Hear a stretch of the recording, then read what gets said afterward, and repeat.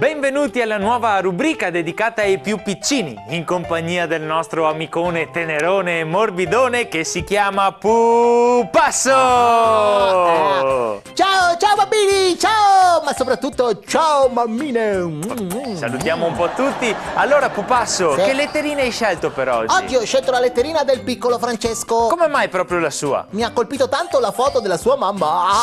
Pupasso, Poi ci siamo anche sentiti al telefono, vero? Vabbè, perfetto, non si dice, no. ma andiamo a leggere subito la letterina del piccolo Francesco che sì. scrive: Caro Pupasso, non so perché che i miei amici mi dicono a me a volte mi prendono in giro, a volte ogni tanto. Ovvio, non si capisce niente di quello che dici. No, aspetta dai. un attimo. Perché i miei amici mi dice i miei amici che non so farmi spiegare. Ma hai ancora degli amici che non parli neanche tanto di bene. Abbi pazienza, aspetta Ho un capito, secondo. Quando si fa a parlare meglio, allora provo a tradurre. Forse il piccolo Francesco viene a volte un po' preso in giro perché non riesce a spiegarsi molto bene, giusto?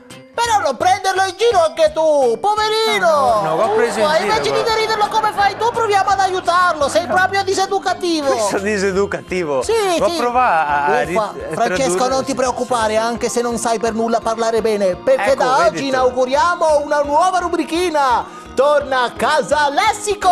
Che simpatica, torna a casa Sì, Lessico. serve per insegnare ogni giorno ai più piccini delle paroline nuove per ampliare il vocabolario. Questo è molto importante. Paroline tipo cosa Le insegniamo? parole di oggi sono lavanda gastrica, signoraggio bancario, barbiturici, pozzetto di ispezione, pus, bus, mus, trus, couscous, hotel a ore e coma etilico! Ma no, ma non sono parole da insegnare ai facciamo più degli sei. esempi! Non femo degli esempi Come con no? comma Facciamo- etilico, no. Beh, non- è facilissimo come etilico. no, ma è Pupasso. Allora ringraziamo Francesco e la sua Uffa. mamma, ci scusiamo anche per le parole non proprio educative che No, abbiamo vabbè. detto.